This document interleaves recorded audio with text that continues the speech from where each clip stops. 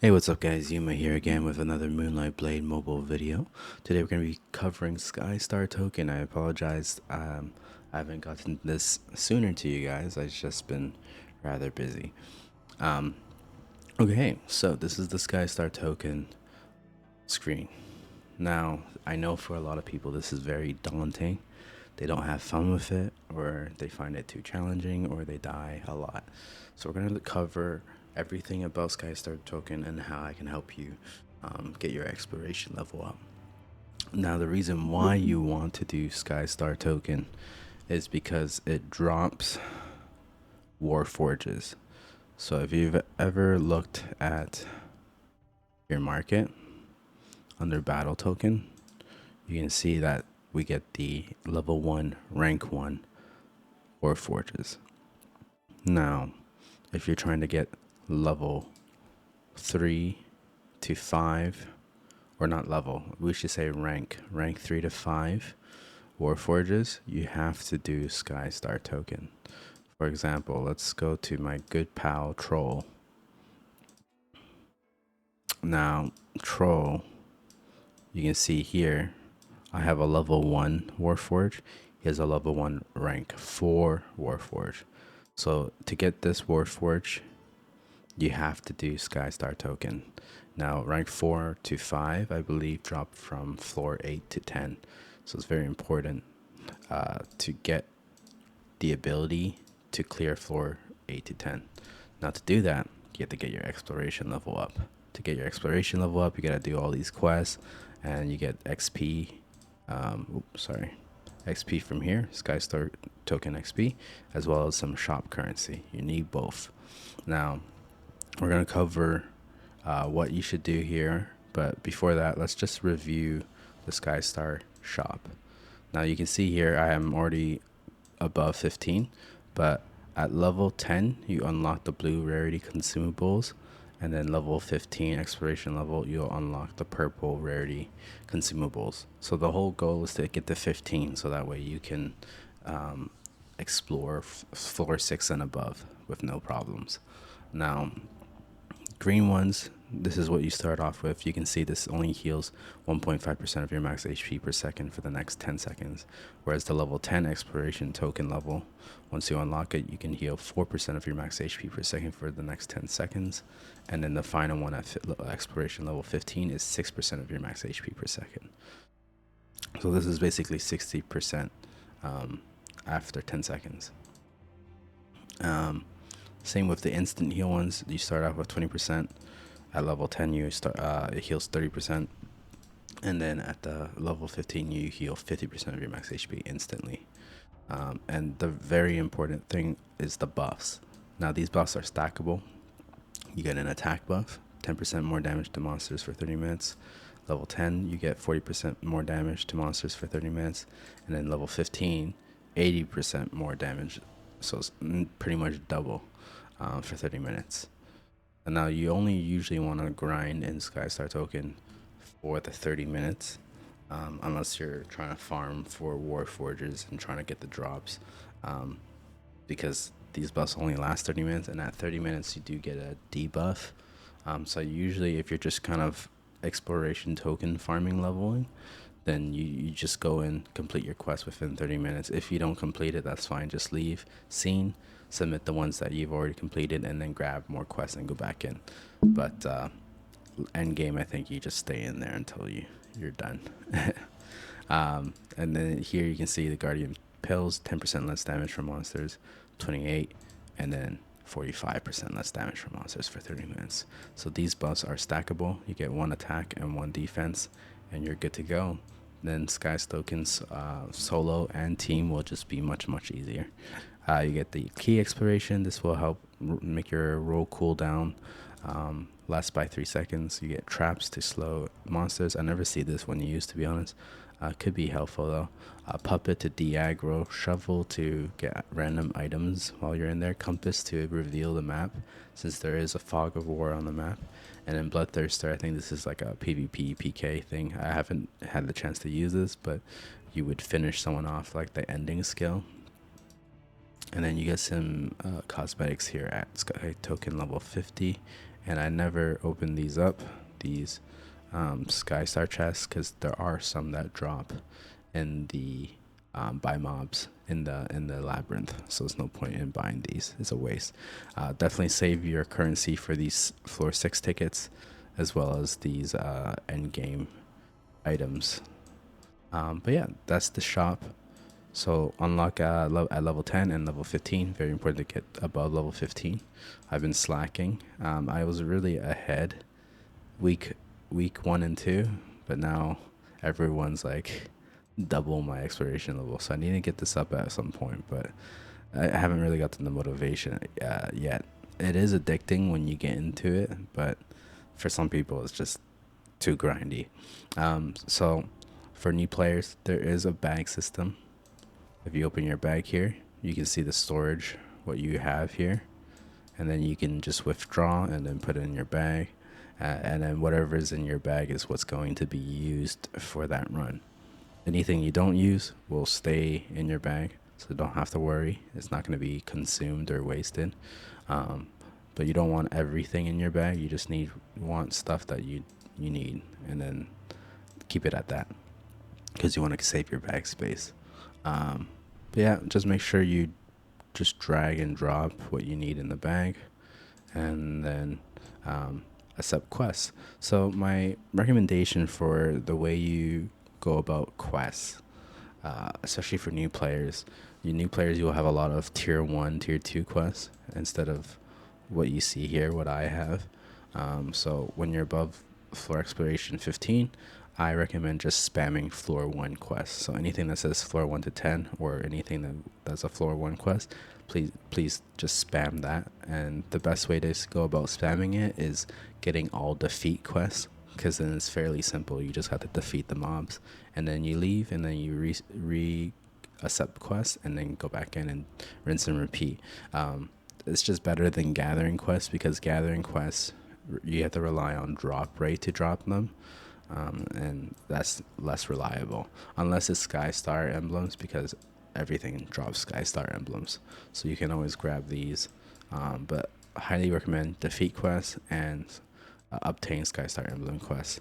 If you have no more defeat quests and you need to fill in your quota of five quests, then grab the gathering quests and stuff like that, or the drop quests. Okay, aside from that, we're going to talk about solo exploration, team exploration. Especially for a lot of new players, you might want, this is pretty much end game content, but anybody can do it. I started doing it at like 38k prowess with my team of 2 others, so it's only a team of 3. It's a lot slower, inefficient, don't do that, but just letting you know that you can run this at any point in time.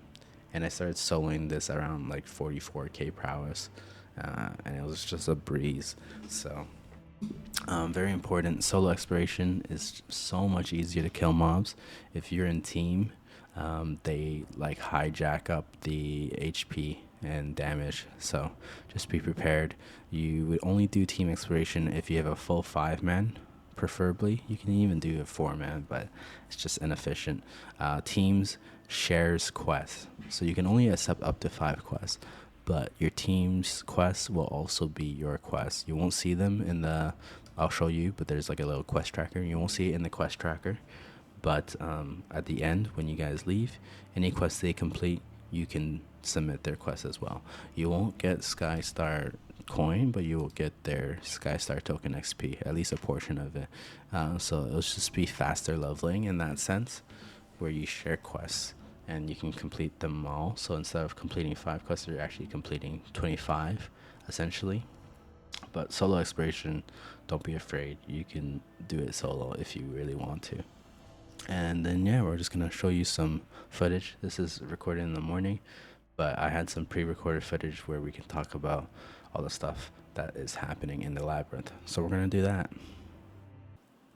Okay, so a quick display of the consumables. You can open your bag here and it'll show you all the items you have that you're wearing. So make sure you equip the stuff you need. And here's a little quick wheel consumable. I'm gonna pop the defense buff and then show it. See, so it pops, and then you can pop the attack buff as well. And again, they both stack and last 30 minutes. So this is good for whether you're solo or team exploration. You want to pop the food buffs. They just make you, or pill buffs. They just make you a lot faster. Just opening up the map. Oh, you can see the quest tracker here in the timer. But when you open the map, it shows like where the boss is. So if you're playing solo exploration, there is a nice neat trick where you both queue solo exploration if it's just you and a friend or 2 other friends, and then you guys can just meet up at boss. Use that as a landmark. That way you have solo exploration difficulty, which is very easy compared to teams, and you guys can clear things a lot quicker, especially if you're doing defeat quests. But here is a Skystar chest. Usually there's a mini game with the Skystar chest, and just note that if you're trying to level your Skystar, oh sorry, this is pre-recorded, so I don't know what past Yuuma is doing. I was dropping loot to show you that you can share loot. So if anyone needs something specific and you don't need it, you can drop it. But yeah, these Skystar chests are basically what levels your career Skystar. So you'll consume 250 vigor and level up your career Skystar. So it's completely separate. You going in here does not consume vigor. Only opening chests will consume vigor towards your Skystar career. Speaking of the mobs here, I probably should give you a rating on difficulty of mobs. Hounds are by far the most annoying mobs, just to let you know. So just know that Skystar, you're going to have hounds at the top as the most annoying. Then you're going to have lurkers as the second most annoying, because if they do get you from behind, you lose a percentage of your health. But they're not that bad, to be honest. Sledgehammers is pretty chill, because they just stay in one place, and they have a set pattern where they just slam every like 10-15 seconds in an AoE around them. Wolf King and Coyote is by far the easiest group. Wolf King is just not that hard to deal with, and then the Coyotes actually bug. So Coyotes are probably the easiest, I would say. They bug a lot. If hopefully I show it in the footage, but when they're not in melee range or at auto attack range, they just stand there. So you don't have to worry about them being an issue here. So at the top right, you can see my quest. So I have to defeat all these hounds. That's why I'm pulling them together. I don't recommend doing this unless you, of course, are capable of killing all of them. Luckily, I'm pretty high prowess in the footage. Not that high, like maybe 48k. And I do have the buffs up. I wouldn't recommend doing this without the buffs, the pill buffs. Old Sword Guard is pretty chill. Honestly, the most annoying thing is just hounds. Commander, not that bad. Sharpshooter is not that bad either. Everything is pretty much tolerable except hounds. But just know that Coyote is the weakest because they do bug out. So that's very helpful, especially if you're trying to beat Wolf King. I think maybe we can show it here. So right now you see the Coyotes are attacking, but then in a minute, depending on the range, if I get to show it, they just bug out. Oh no, I guess I didn't get to show it here. No, actually, yeah, look at that Coyote right now. That Coyote is just standing there. So just a nice indicator of how you can go around Skystar and abuse some things.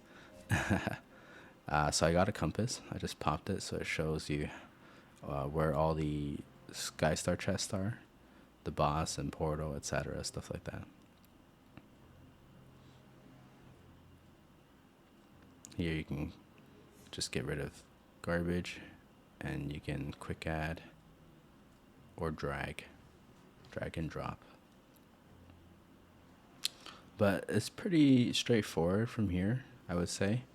I think the most important thing to know is just getting to exploration token level 15, just to get the consumables to then be able to go higher up, because the higher up is where all the Warforge drop rates are. So if you want to get to floor 8 to 10, where the boss changes, because the boss right now is like commander and 2 sharpshooters, but at floor 8 to 10 it's going to be the puppet from the Snow Cave Weekly, the final boss.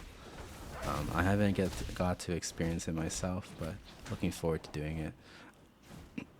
Not much else to explain here, I feel like. Just different footage of me doing different things here. But you can always look at the top right, open the quest tracker, communicate with your team, and just know that each boss or monster has a set pattern, and this whole thing will be a breeze. The only issue with Sledgehammer Master is that the auto attacks do hit hard, so imagine higher floor damage. Oh, another thing to take note is that each floor has a different mob group variation, so you won't see all this being the same. There'll be different mob groups. Like right now you see Wolf King with Coyote. It'll be completely different as you go up the floors. Floor 2 will be different all the way up to floor 10. They'll have different mob densities. So something very important, and they start patrolling and moving around more instead of just sitting in one spot. So very important not to aggro too much. Try to pace yourself, be patient, take on only as much as you can chew, and you kind of know your own limits the more you go in. But here I think I'm just heading over to the boss, give you guys a demonstration of the commander boss at the very least. And here we are. Just gonna pop some HP, heal up, and we'll go in.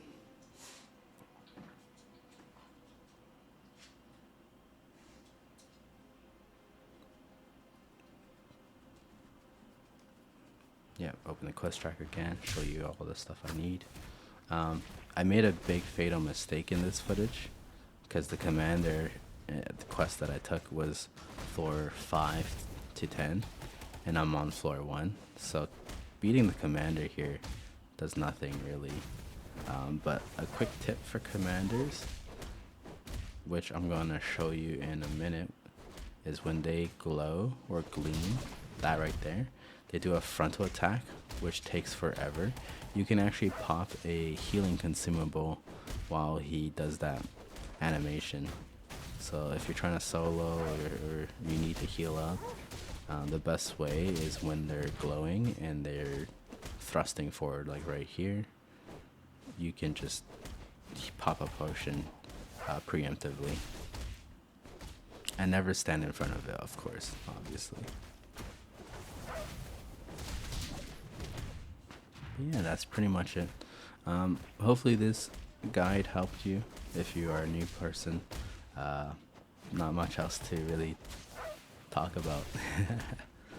I hope this helps for those who need it, and take care.